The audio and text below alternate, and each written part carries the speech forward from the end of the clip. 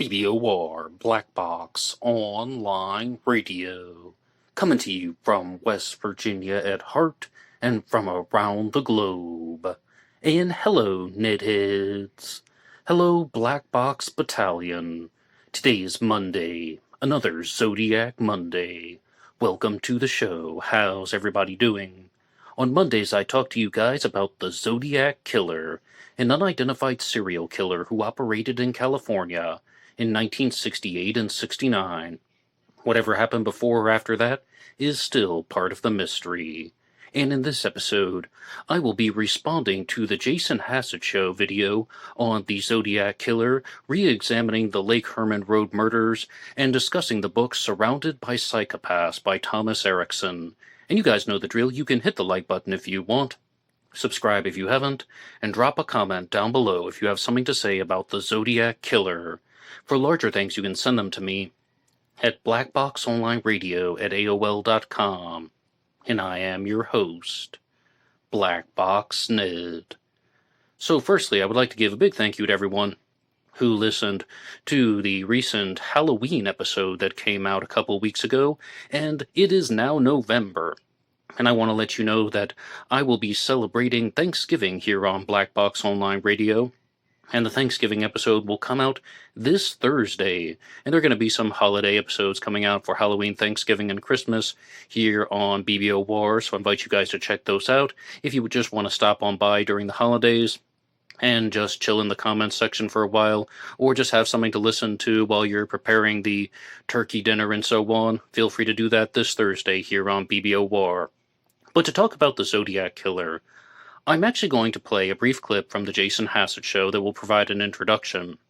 Jason Hassett made a documentary and released it last year called Deciphering the Zodiac Killer, which I've discussed on a previous Zodiac Killer news report. But I would like to just allow him to provide his own introduction, and then let's talk about it.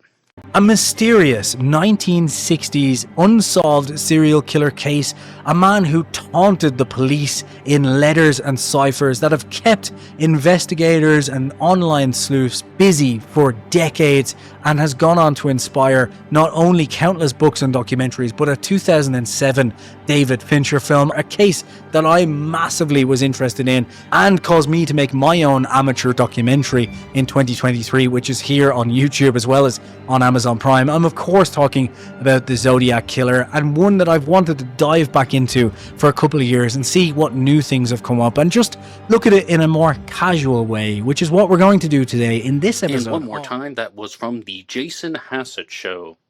And it appeared that he was doing a type of user-generated documentary series for a while, but he did get his stuff featured on Amazon Prime. Congratulations to him. But he has now launched the Jason Hassett Show, which appears to be more of a podcast-style, conversational discussion-style format that is also here on YouTube. And I watched his entire episode. It's about an hour long. I was very curious to know what he was going to say, because his documentary, Deciphering the Zodiac Killer, was heavily centered on the hoax theory, and there are not a lot of people who still support the Zodiac Killer hoax theory. The idea that the Zodiac murders were not committed by one person, and instead they were committed by different individuals, and one person wrote letters taking credit for the crimes. And he did a response to the myth of the Zodiac Killer documentary in his first film, and in this one he simply said that, yeah, there was a documentary out there that talked about the hoax theory, but I don't remember the name. So it seems like he has had somewhat of a reversal and didn't even recall the name of the documentary that was promoting the theory that he had spoken highly of in the past. And to be clear, he didn't endorse it. He just said that it was his top theory, his go-to theory for the moment. That absolutely shocked me. But I am, appreciating the fact that somebody was willing to consider the evidence, especially someone who doesn't regularly talk about the Zodiac Killer, who is only doing it periodically. Seems like he's open to new ideas. Well, what would those new ideas be? And this is something that is a little bit hard for me to deal with, because there's a quote from the movie Tombstone with Val Kilmer and Kurt Russell, where Val Kilmer plays the character Doc Holliday, and he says, He reminds me of me. Now I know I hate him. And that's ultimately what I was thinking the entire time that I was watching this Jason Hassett show, because he was talking about so many ideas that I've had on Black Box Online Radio and that I've laid it out over the years, and some things are virtually identical. At first, it's like, well, how do we make sense of these Zodiac Killer ideas? Well, maybe there were multiple killers. That's something that comes up, right? Even the hoax theory is a variant of the multiple killers theory. Then he gets to the suspects and starts saying, well, there is this suspect, Arthur Lee Allen, and I mean, it seems like some things make sense for Arthur Lee Allen being the Zodiac Killer. However, Arthur Lee Allen had his fingerprints taken, his DNA taken, his side palm print even taken, and all of that stuff didn't match. Well, wait a second. All those things are only relevant to the letters. What if Arthur Lee Allen did the murders and somebody else wrote the letters? He's saying all of this stuff in his episode, and I'm just thinking, I made a black box recording back in 2018 called Arthur Lee Allen's Partner, because that was just an idea that hit me once like a lightning bolt, and that's exactly what happened with him. An idea hit him like a lightning bolt. Maybe Arthur Lee Allen had a partner, so that's still a variant of a Zodiac Killer team with multiple participants and multiple criminals, Arthur Lee Allen committing the murders and somebody else writing the letters. But then he goes on to think, well, I mean, it could be another suspect, and I guess I'm just going to have to give it more thought, and I'm just saying that will never end. You can think about things over and over again, but ultimately, you will perhaps not get an answer until the FBI signs off on a particular suspect. But it's always nice to see the thought process, and I hope everybody knew I was being facetious. I don't actually hate Jason Hassett. I actually contacted him once to be a guest on this program after he released his documentary deciphering the Zodiac Killer, saying congratulations on putting out your documentary. Would you like to come on Zodiac Monday and talk about it? I didn't hear a response. He was probably getting a lot of contacts after that thing came out. But there are some additional points, though, that we should discuss from his film and his latest episode of the Jason Hassett Show, which came out a little bit over a month ago. And number one is, he was asking a particular question, and that is, if they were able to extract a side palm print from one of the Zodiac letters, and this would be the 1974 Exorcist letter, like when the side of the palm goes against the paper when someone is writing, if they have this palm print on file, could they not get DNA from that? He was asking about that. And, Vincent McConnell was just talking about this on his New Cokes channel, actually, about how, no, you can't, because when they were extracting the fingerprints and the palm print, they had to treat the letters with chemicals, and that made the possibility of DNA extraction completely impossible. So that cannot be done. Also in the Jason Hassett video, multiple times, I repeat, multiple times, he said that a particular Zodiac Killer suspect, Donald Lee Booyak, has been eliminated. He's like, all right, I can see some of the reasons why people suspect this guy, but Donald Lee Booyak has been eliminated as a suspect. And I'm just sitting back and thinking, whoa, now wait a second. Where is your source on that Donald Lee Booyak has been officially eliminated, completely eliminated? What really do you have to support that? I think he said it 3 times in the documentary. Oh, sorry, this isn't the documentary. This is his episode of the Jason Hassett Show, his podcast-style presentation. He said 3 times that Donald Lee Booyak has been eliminated, and I'm just thinking, well, what's your source on that? And Donald Lee Booyak is a Zodiac Killer suspect whom I haven't thought too highly of in the past, but I've never heard that he has been 100% eliminated, so that just left something very, very open-ended. As many YouTubers go, though, they like to do a presentation on the Zodiac Killer where they say, here is an introduction to the crimes, and then here are the Zodiac Killer suspects. We've already talked about Arthur Lee Allen, the multiple killers theory, and Donald Lee Booyak. And then they like to say, here are the unconfirmed crimes. Could these actually be connected to the Zodiac Killer? And the single biggest thing that I will challenge from the Jason Hassett Show is, he's looking at a particular crime that may have been committed by the Zodiac Killer, the June 4th, 1963 Domingo Sedwards murders. And he said that there are only two reasons why people might suspect this as the Zodiac Killer. And that is that the killer used a .22 caliber firearm, and the Zodiac Killer used a .22 caliber firearm at the Lake Herman Road murders. And it was a couple that was in a lover's lane setting. He said twice in his podcast episode that those are the only two reasons why people think the Domingos Edwards murders could be the Zodiac Killer, and I just think that that is absolutely false. I mean, when you actually listen to people who think that there is this type of full circle theory, or that they believe that the Domingos Edwards murders were genuine Zodiac activity, it's not only because of the .22 caliber firearm, it's not only because of the lover's lane setting. Furthermore, let's be clear, it's a lover's lane setting by a body of water. That's the first issue. But the real reasons are because people say that it is almost identical to the Zodiac Killer's Lake Berryessa stabbing, the murder of Cecilia Shepard and the stabbing of Brian Hartnell, where you have a killer approaching the couple with a gun, pre-cut lengths of rope, and a knife. Most likely, almost certainly a knife, because that was used to cut Linda Edwards' swimsuit. So we have the same type of kill kit going on. And also, this person most likely instructed Linda Edwards to tie up Robert Domingos. Cecilia Shepard was instructed to tie up Brian Hartnell. The crime is playing out in almost the exact same way, but you guys all know the key difference, and that is that Robert Domingos was able to break free from the restraints and then assault, or I guess I should say defend himself against the killer. This wouldn't be assault, this would be defense. He was able to punch the killer several times, as evidenced by the bruise on his hand, and then they ran away and they were ultimately gunned down, being shot at 26 times. But at Lake Berryessa, the perpetrator checked the restraints of Brian Hartnell to make sure that he couldn't get out, and he tightened them and made sure that they were strong. So this is showing us that this could be the same killer who has improved upon the failure of the Domingos Edwards murders. And I've said it once, and I'll say it again. Out of all of the unconfirmed Zodiac crimes from 1962 to 1986, I think the Domingos Edwards murders has the highest chance of being genuine Zodiac activity. And it's not for anything to do with the .22 caliber firearm, in my own personal opinion. I mean, .22 caliber firearms would, of course, be available to, well, anyone who chose to purchase one, all right? And, yeah, you have the military connection, the Vandenberg Air Force Base, and the lot number on the ammunition, but that doesn't mean the Zodiac Killer was at Vandenberg Air Force Base and so on. I know that people like to construct theories, and they like to build hypotheses based on these clues, but those are not the major reasons. I mean, it's a .22 caliber firearm.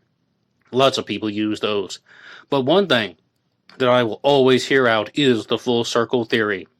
It's not my go-to theory, and it's not even the one that I think most strongly of, but the full circle theory is that the .22 caliber was also used with the murder of Ray Davis in 1962, then the Domingos Edwards murders in 63, then the Swindle murders in 64, then the Lake Herman Road murders in 68, and the murder of Ray Davis was a taxi driver.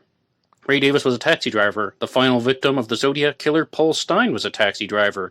And we also have the Domingos Edwards murders, or a couple that are targeted by a body of water with all of the events that went down that I just described. Well, Lake Berryessa happened right before the Stine murder. It's almost as if somebody was trying to come full circle. I will always hear that theory out, because it's possible. In an unsolved case, things like that are possible. But these reasons that were provided about why people think the Domingos Edwards murders were committed by the Zodiac were insufficient. However, it's still an interesting presentation, and I invite people to watch it on the Jason Hassett Show, which you can get here on YouTube. And moving on to the next segment here on the Zodiac Killer News Report, there is a new post that is available on zodiackiller.com by Tom Voigt that's called Betty and David. And this one came out on November 20th of this year. And this shares a quotation from the best friend of Betty Lou Jensen, whose name was Sharon. On December 20th of 1968, David Faraday and Betty Lou Jensen were gunned down by the Zodiac Killer, and they were killed at Lake Herman Road. And Jason Hassett also went into some possible explanations for this in his episode. He was holding on to a little bit of the Zodiac Killer hoax theory in this one, talking about how there was a drug bust that happened in the vicinity of the Lake Herman Road parking lot turnoff where David Faraday and Betty Lou Jensen were killed. And some people tend to think that this could have something to do with David Faraday ratting somebody out for selling drugs. Other people think that that is actually too extreme of a response. Some guy's going to rat somebody out for pushing grass at his high school, so then he's going to be killed by higher level drug dealers. I mean, wouldn't that put more attention on person X who didn't want to get in trouble?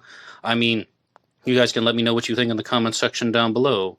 But Tom Voigt released this new post talking about the quotation from Betty Lou's best friend Sharon, which I would like to read for you now. David called me and told me that he was going to ask Betty to go steady with him. Then he asked me if I thought she would accept. Of course I said yes. She liked him an awful lot. He was going to give her a ring. He asked me where they could go to be alone. Everybody used to go to St. Catherine's Hill and get run off by the police. He didn't want to go there, and he asked me where else they could go to be alone. And I told him, you could go to Blue Rock Springs Park. That's something I never told the cops. I just assumed that that's where they would go to. And this is something that's really interesting, because you guys know about this. This is not exactly breaking news, but there is this Blue Rock Springs connection to David Faraday and Betty Lou Jensen. And it's something that's always bothered me. It's probably always bothered you too, that Blue Rock Springs ends up being the second shooting in the Zodiac Killer saga. Lake Herman Road is the first. But the next line here on ZodiacKiller.com is, instead the pair, David Faraday and Betty Lou Jensen, ended up at Lake Herman Road, a very secluded location quite familiar to local teens. Said Sharon, when we had driver's ed, that's one of the roads the teachers used to take us on because there wasn't much traffic.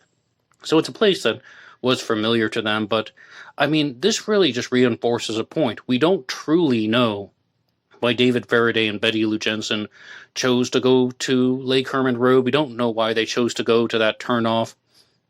It also appears, though, that it is something that would have been very familiar with teenagers, and it could be that David just wanted a place for a private conversation to give Betty Lou his class ring, and that he was going to ask her to be his steady girlfriend, and that was the type of intimacy and privacy that they were looking for. It's nothing scandalous, it's nothing out of control, and they were interrupted by the Zodiac Killer. It could be something as simple as that. But if you do read this post at ZodiacKiller.com, one more time, it is called Betty and David, and it features crime scene photos, or I should say, it features autopsy photos of David Faraday and Betty Lou Jensen. David Faraday being shot behind the left ear. He was shot once behind the ear as he exited the vehicle, and Betty Lou was shot multiple times in the back as she ran for her life. But all of the bullets were on one side, actually, of Betty Lou's back, so that means that it seems like her body was turned a little bit, and she was turning as she was running away. And the Lake Herman Road murders are also frequently discussed on ZodiacCiphers.com, run by Richard Rennell. And I found a very interesting article over there that I haven't discussed before here on Black Box Online Radio, which is called The Sequence of Events at Lake Herman Road. Because a lot of people simply wonder, how did the shooting go down? And it's something that we are still debating about to this day. And I would actually like to go right to the middle, because we have the Zodiac Killer approaching David Faraday and Betty Lou Jensen. They are sitting in a car. David's in the driver's seat, Betty Lou's in the passenger seat. Then the Zodiac would pull up on the right side of them. And I'm going to look here. The couple are forced from the vehicle. David Faraday is callously executed with a bullet to the left side of the head, just under the ear. He is standing with his back to the Rambler, causing the casings to eject to the rear, traveling either indirectly or directly off the Rambler door and coming to a rest on the front passenger floorboard. And when you hear this detail about David being shot on the left side of the head as he is facing, the fence, and his back is to the car, and then that shows something that's very important. And then the casing goes backwards. That is also very important, because remember, the Zodiac Killer shot Paul Stine on the right side of the head, also close to his ear. And this indicates to me that the killer is right-handed. or at the very least, the killer is operating with his right hand. And, it's a very odd sequence of events, because I think that if this stuff is all correct, which it is, right, then what's stated on ZodiacKiller.com is also most likely correct, that David Faraday was shot while he was exiting the Rambler. So both David and Betty Lou are going out the passenger side door, and then they are intercepted. David is shot, and then Betty Lou is shot while she is running away. But how did that go down? Well, according to Richard Grinnell on ZodiacCiphers.com, the shooter takes a step or two forward and fires at Betty Lou Jensen as she flees into the distance. The first shot was at extremely close range, and gunpowder was left on her dress. Despite this, she would reach 33 feet from the Rambler before collapsing backwards, ultimately being discovered 28 feet from the Rambler, where the policeman is shining his torch in the background. The casings are ejected in a grouping. And I thank Richard Grinnell for that. And he's also of the mindset here in this article that the Zodiac would have exited, fired the warning shot through the back of the Rambler, not the front. I mean, one thing I had even entertained in the past was that the shot went through the front. Richard Grinnell is more of the Robert Graysmith mindset that the Zodiac walked around the backside of the Rambler, and then David Faraday and Betty Lou Jensen tried to sneak out the passenger side door, and David would not have been ordered to stand still to be shot execution style, or if he was, he would have been face to face with the killer, shot behind the left ear, and then falling down, and Betty Lou was shot while she was running away. The other thing that this tells me is that this crime would have had to have happened extremely fast, that there wouldn't be any extended conversations, or at the very least, Betty Lou would have started running with almost no time to get away. There's no real possible way that she could have run away from the Zodiac, as evidenced by the gunpowder residue being on her dress. That means that David Faraday was shot at close range, and Betty Lou would have been shot moving extremely quickly away from him. One theory that was even proposed in the past was that Betty Lou might have been shot once, and then David Faraday was shot second, and then the killer finished shooting Betty Lou as she was running away. I don't necessarily know if I can find enough evidence to support that, but there are different possibilities. But it seems like everything that's happening at Lake Herman Road is moving very quickly. And why is all this? You guys who have followed Zodiac Monday know what I think. Why did all of this happen? I think it's because the killer probably expected the kids to stay where they are, but Betty Lou Jensen decided to make a run for it. And, she had the flight in, so she's like, David, run, we have to go. And the killer wasn't expecting that. That's why the crime scene seems so chaotic. But let me know what you think. You guys can put your ideas in the comments section down below. And as you see, I've had some reversals about some of the ideas that I've had about Lake Herman Road over the years, but it's an unsolved case. We do not know who committed the Lake Herman Road murders. We don't know their exact footsteps. But I think we're getting closer and closer, and just a little bit more clarity. Please let me know what you think in the comments section down below. And right now, I would like to get to your supporter shoutouts. You can support this channel at buymeacoffee.com, buymeacoffee.com/blackboxned88, and that allows you to make a donation or contribution to help support the show, and anybody who makes a donation will get a shoutout on Zodiac Monday. And our first one comes to us from Batman66. Batman66. Batman bought you a coffee. I never get tired of saying that. And Batman66 has also been helping out a lot with these shorts and reels that come out Monday through Friday here on Black Box Online Radio, mostly talking about true crime news, serial killers, but any subject under the sun or in the darkness is fair game. And our next one goes to River Prawn Pottery, another regular and consistent supporter. River Prawn Pottery, thank you as well.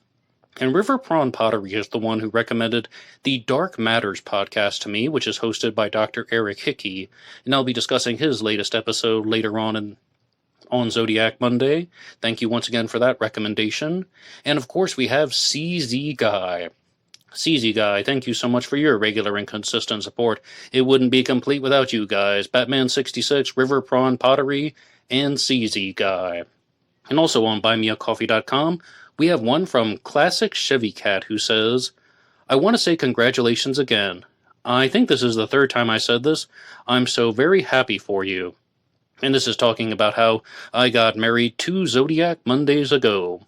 There's nothing like being in a happy marriage, believe me. I was in a bad one and now I'm in a fantastic one. So the best to you and your wife. Love to you both. Hey, Classic Chevy Cat, thank you so much for that. I greatly appreciate that. And yes, it's hard to believe that it's been 2 weeks since I got married. It feels like yesterday, and it really does. It's all just kind of blurring together, but hey, such is life as it goes on. And we have another one on buymeacoffee.com from Mike F., who says, "Greetings from Texas. As much as a Zodiac-themed wedding sounds interesting, I'm sure the bride and her family appreciated not seeing you in a Lake Berryessa costume." Well, I completely agree with you, Mike. As I understand, it's hard to talk through those things, the Lake Berryessa costume. And everything I said would have just come out with an unusual speaking cadence, and people wouldn't really be able to gauge and understand the reasons why I was talking. Everything would have been flat and monotone, except certain words would have a drawl to them, like, "Yes, I take you to be my wife. I do. And then we're going to Mexico. And we're gonna steal a car." Yeah, I don't think they would have appreciated that much at all. But, Zodiac-themed weddings might be something that are better left not happening. And in terms of following the Zodiac Killer mystery, I have to give a shout out to Jay Weiss in the comments section, who asked me a question, and that is, does your wife follow Zodiac Monday and Cooper Friday? And with the Zodiac Killer mystery, she did for about 2 years because of me. She was the biggest fan of Black Box Online Radio. And, I started the channel before I met her.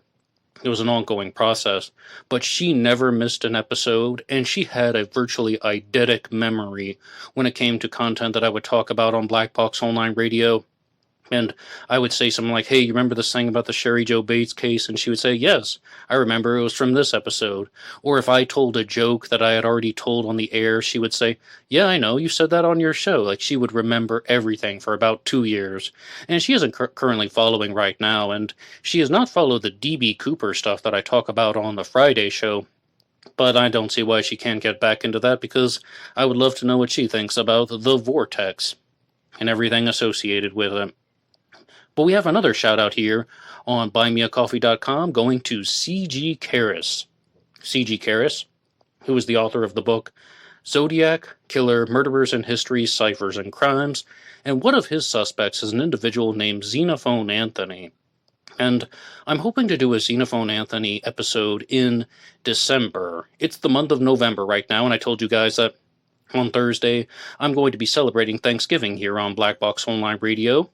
But for the month of December, I'm planning a series of bonus Zodiac Killer episodes that will come out on the Thursday show, because I realized there were certain suspects that I didn't get to talk about in my series from 2021, where I did Zodiac AMAs, where I would actually just respond to your questions and comments about a particular Zodiac Killer suspect. The name of the series is just Zodiac AMA, Ask Me Anything. In Xenophone Anthony is one that was not mentioned in the 2021 series, and I would love to do a standalone episode on him. And I also will confess something to you guys that I shouldn't confess, but I will anyway, and that is that I've been following the Kelly Marshall videos on the Justice Sleuth channel. It's an older series of Zodiac Killer videos, but her suspect is Xenophone Anthony, and she heavily analyzes the Zodiac Killer ciphers. So I would also like to discuss some of her observations in the new Xenophone Anthony episode that will be coming out in early December.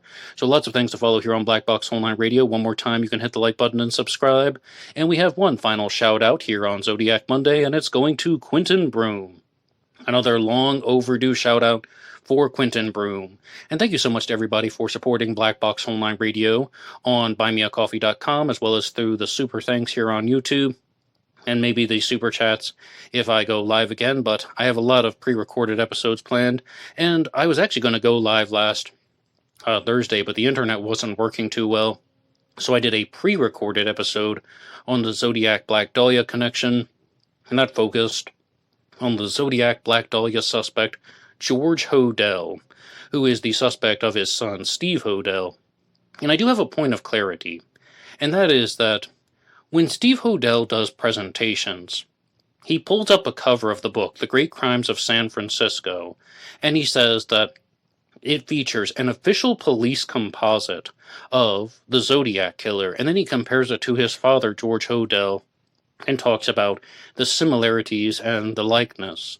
And Larry Harnish, who runs a Black Dahlia channel, has heavily criticized Steve Hodel for this, simply saying that is not the official composite of the Zodiac Killer, which it's not, right? Which it's not, right? But Steve Hodel insisted it came from a police source. And one thing that I didn't mention in the George Hodel episode that is discussed in Steve Hodel's book Most Evil Part 2 as well as on his blog is the full story about why he chooses to share this particular image of the Zodiac Killer. And just to share a couple quotations. This is from Neil Adams, and yes, the comic book artist. A lot of people recognize the name on the Thursday show. I am 100% certain that the book cover sketch for The Great Crimes of San Francisco that I drew back in 1974 was based on material that was directly related to the crime. And the exact story that has been laid out is that this came from an artist from the Denver Post named Joe Barros. And that isn't immediately from law enforcement.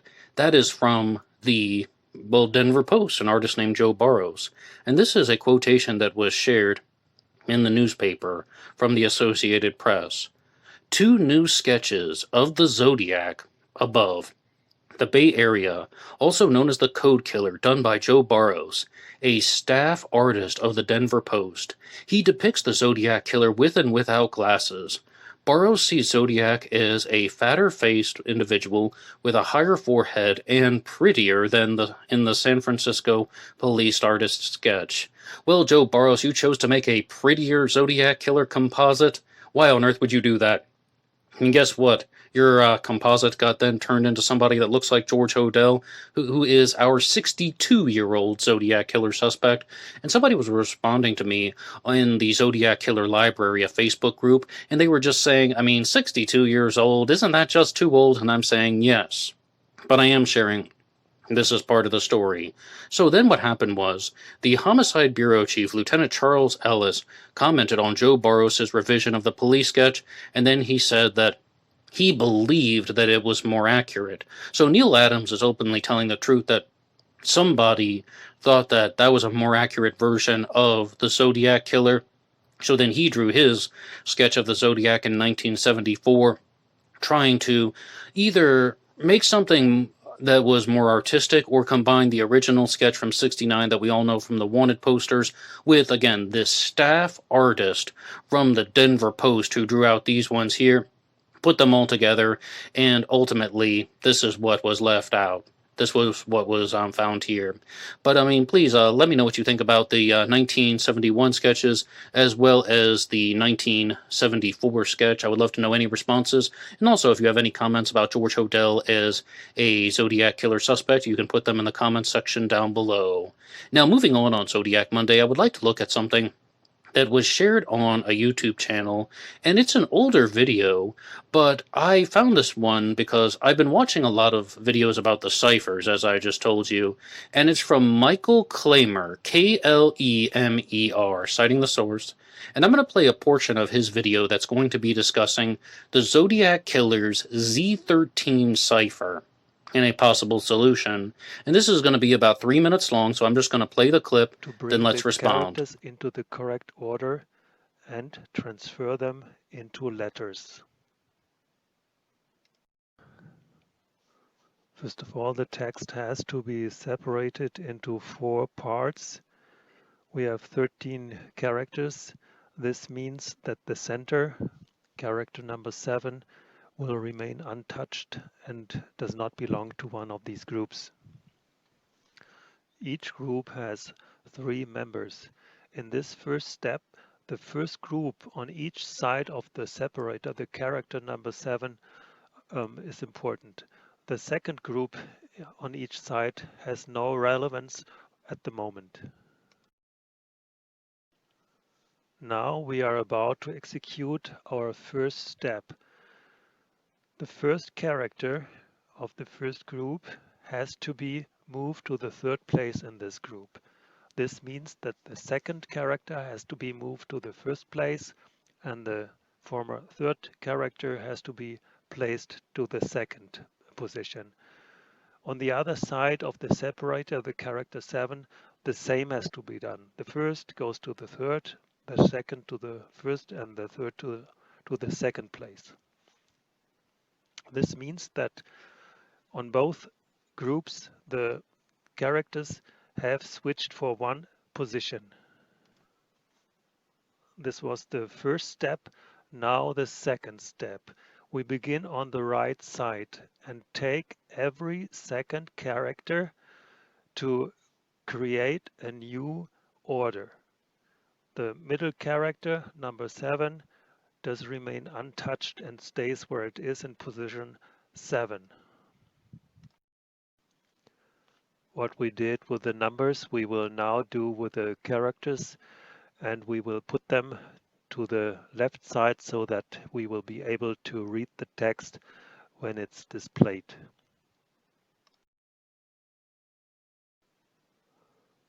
The decoding has been finished now, and we can change the characters into letters. The first letter in the first position is an A, which also appears in position 9. The second character has to be replaced by an R. This also appears twice. The third character is an T, followed by an H, and then followed by an U. Then we will have an L, which appears 3 times.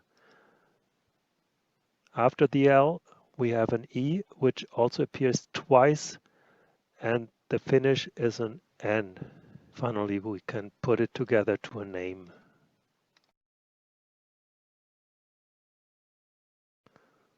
The process of decoding Z13 is easy to understand and reasonable. Z13 is cracked and a name is displayed. Thank you for listening. And one more time, that was from Michael Klamer's YouTube channel, and that was his solution to the Zodiac Killer's Z13 cipher. Now, I have one major problem with this solution. And some of you might be thinking, yeah, I know what you're going to say, is that it's pointing toward Arthur Lee Allen. And Arthur Lee Allen is not your suspect, right? No, that's not it at all. The final solution that was proposed was Arthur L.E. Allen.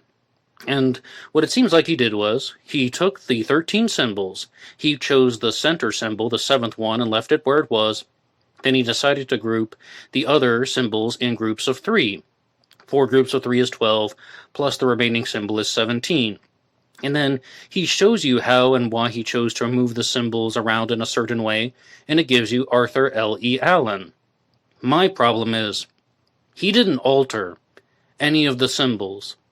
He didn't change any of their images. This is just an example of unscrambling the cipher and solving it. Unscrambling the cipher and attributing a letter to it. It's a scrambled Z13. It's a scrambled version of Arthur L.E. Allen. I mean, that's all it is. My problem is that all of the steps that he is showing you are unnecessary. This whole thing about, oh, well, you take the 4 groups of symbols, and then you take 1, 2, and 3, the first, second, and third symbol. You take the first symbol and then you move it to the third spot, so it's 2, 3, 1. No, I'm not seeing any reason for him to tell us that. He's just unscrambling the cipher. He's just unscrambling the symbols and arranging them in a way that could spell out Arthur L.E. Allen. Like, that's all it is. He might be telling us the reasons why he chose to arrange the symbols in that particular order. But at the end of the day, this is just Arthur Lee Allen scrambled and put into the Z13 cipher. And I found that everything else was just fluff.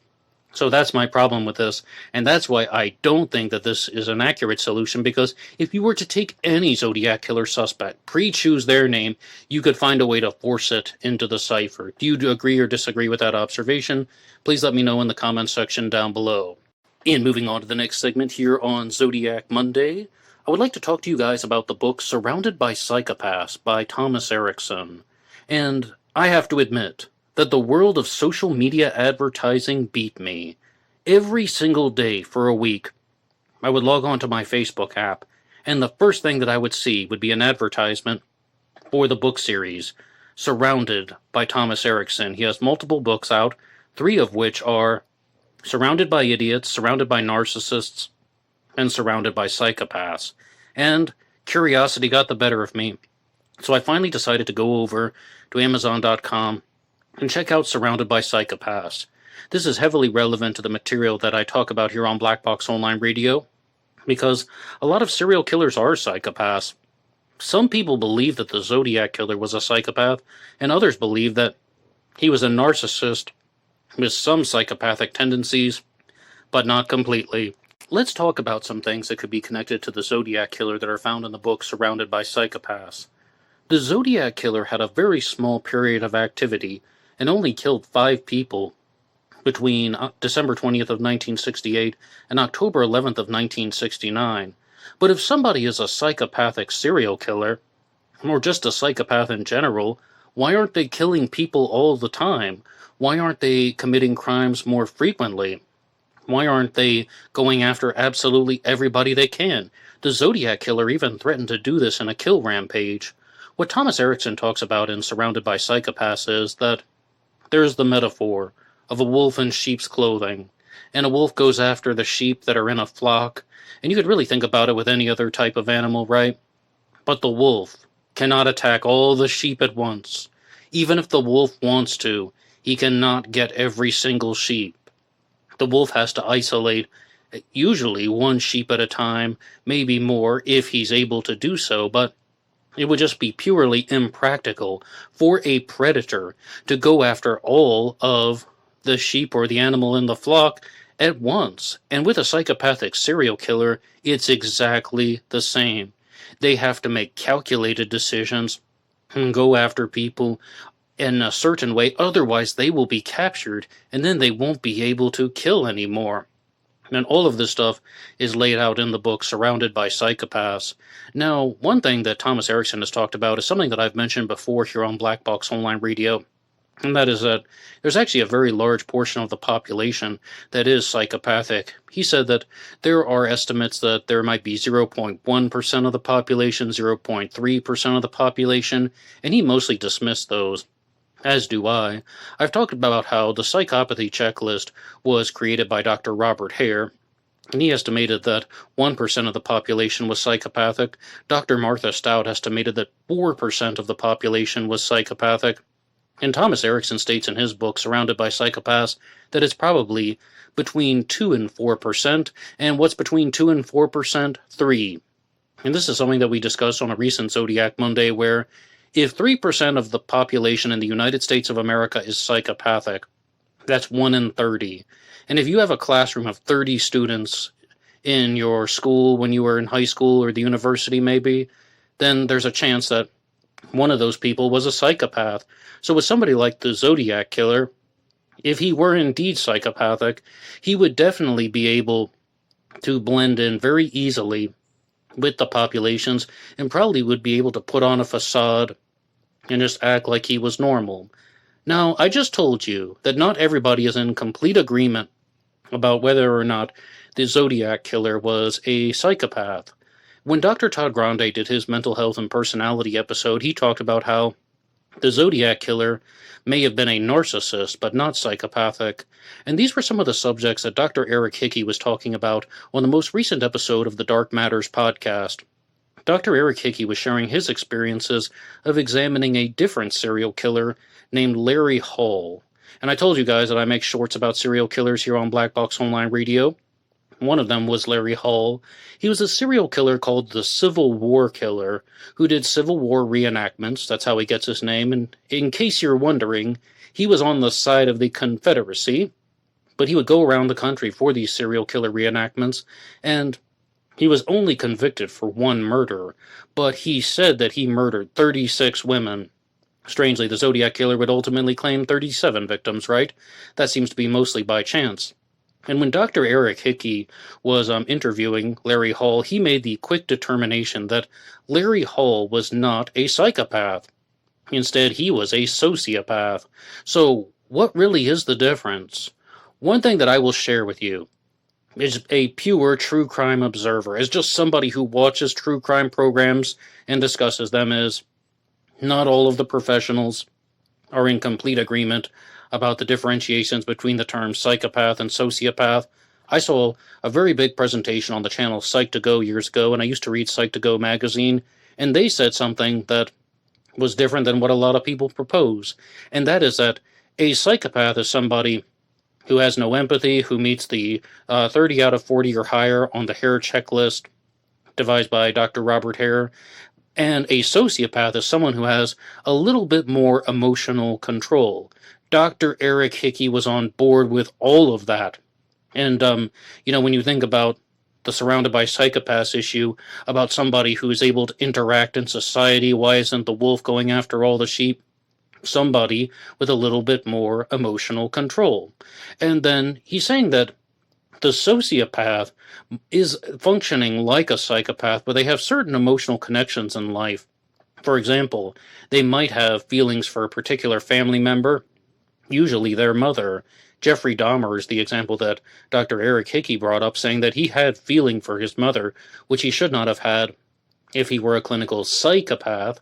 And then even Brian Kohberger, from the Idaho 4 murders, he has definitely been called a sociopath, but not everybody accepts this. Some people say that sociopathy and psychopathy are exactly the same. It's just psychopath means you're born with it, sociopath means your social situation created it. And other people say that sociopathy is just a different form of psychopathy. There are different factors of psychopathy. It's a different variant of psychopathy. And I think the truth is somewhere in the middle. The truth is probably just in the epicenter of everything that I just said. But as Dr. Eric Hickey was interviewing Larry Hall, the Civil War killer, he was really thinking about just how this person is not a psychopath, because he said that he strangled women, but he didn't like looking at their faces, and he didn't like forcing suffering onto them. He didn't like seeing them suffer. And you guys will probably know that when I hear something like that, almost instantly, I think of the Zodiac Killer. The Zodiac Killer definitely seems to enjoy inflicting pain onto his victims. The Zodiac Killer seems to have enjoyed inflicting pain and suffering on not only the victims, but the people of the Bay Area and the world. Spraying the bullets at Mike Michaud and Darlene Ferrin, stabbing the victims at Lake Berryessa. But he doesn't seem to want to look into their faces, look into their eyes, and see everything. If anything, the Zodiac is firing gunshots and walking away. The Zodiac didn't grab, the victims at Lake Berryessa, look them dead in the eye, and just start laughing maniacally. Or if he did, Brian Harden most likely blacked out for a lot of that. Instead, it seems like this is somebody who really is not experiencing a lot of face-to-face, up-close and personal contact with the victims, and definitely not with the murder of Paul Stine. If anything, the Zodiac is just acting like the bodies of the victims mean nothing to him. I mean, that could be a psychopathic tendency in its own right, that he's just committing the crimes. The victims meant absolutely nothing to him. I've said it once and I'll say it again. The Zodiac was a sadist. He was not a torturer. And I think all of that is coming in line. And it's just interesting to see the different contrasts among psychologists, as well as writers who explore the subject, such as Thomas Erickson, author of Surrounded by Psychopaths. And then there is also also a different set of true crime stories, though, that I would like to explore with you guys here on Zodiac Monday. And this is getting into the world of something that I used to do in the past, called the Zodiac and True Crime Talk. And it's when I would combine several different stories into Zodiac Monday. And I'll just share one thing very briefly, and that is that there is a new documentary out there called Obsessed Unraveling Jodi Arias that is done on CBS 5, to those of you who have followed that story. It really wasn't the best presentation. I mean, they didn't have any updated interviews with Jodi Arias. Instead, what they did was they substituted that with someone reading portions of her prison blog. in place of an interview. And even though I totally understand that this one wanted to focus on the family members of the person she murdered, Travis Alexander, and the man that she killed, they also just had somewhat of a lackluster presentation because it's called Unraveling Jodi Arias. It wasn't called the Friends and Family of Travis Alexander, and they just read off portions of her prison blog in place of an interview. Not the best presentation, but I have no regrets in watching it, and it was on Arizona. CBS 5 is the one who made that documentary, available here on YouTube. And also, some of you may have followed the story of the Slender Man attempted murder, when two girls stabbed someone 19 times as a way to enter Slender Man's mansion. One of the girls was named Morgan Geyser, who appears to be the more mentally ill individual of the two, and she was let out of prison and sent to a halfway house. Or she was sent under prison supervision. I should say that. I take back the halfway house thing because I don't want to restate any details. But it appears she cut off her ankle monitor, made a run for it. And I'm just thinking, why on earth was somebody given a lenient sentence? She was not just a potential threat. She is someone who had participated in an attempted murder in the past. This isn't somebody who isn't just potentially dangerous. This is someone who is dangerous. And we will follow that story here on Black Box Online Radio. And the next thing to share with you guys is something very simple. And that is, I love talking to you guys about true crime every Monday, as well as on the other shows, about the Zodiac Killer, D.B. Cooper, and the Jack the Ripper, the Black Dahlia, the disappearance of Maura Murray. And I really like helping people start their day with some unsolved mysteries. But sometimes it can all be taken away from you. For 2.5 years, I followed a channel called Radio Reddit. I talk about it very frequently, and I used to do a segment on my True Crime Talk Radio in the morning episodes when I would just read off the points and stories from Radio Reddit. And the person who runs that channel posted something saying that their channel had been taken down. They woke up one morning, received an email from Google and said, "Your channel has been deleted." And that person, I don't know the owner's name, was just saying, "What on earth is this? For what reason?" And they're like, "Yeah, you use the name Reddit in your channel. You don't own Reddit. You don't have the right to do that." They're like, "Well, it's Radio Reddit. I'm talking about stories from Reddit." And they're like, "Nope, unacceptable. Your whole channel has been deleted." And when I subscribed to Radio Reddit, that channel had about 30,000 subscribers. They last had about 60 or 65,000 subscribers, so it had doubled in viewership over the last 2.5 years. And then it all disappeared. Radio Reddit has since been renamed Radio Cube, which is available here on YouTube, and I invite anybody to subscribe to that if you just want to hear different types of stories. I think it has the best narration, the best arrangements, the best ambience out of any of the Reddit story channels out there, and I mean that with sincerity. So it will now be redone as Radio Cube here on YouTube. But somebody told me about this back in 2017 when I started Black Box Online Radio. They were like, "Hey, I love what you're saying. You're talking about unsolved mysteries. That's really cool. But as soon as your channel gets really good, they're going to take it down."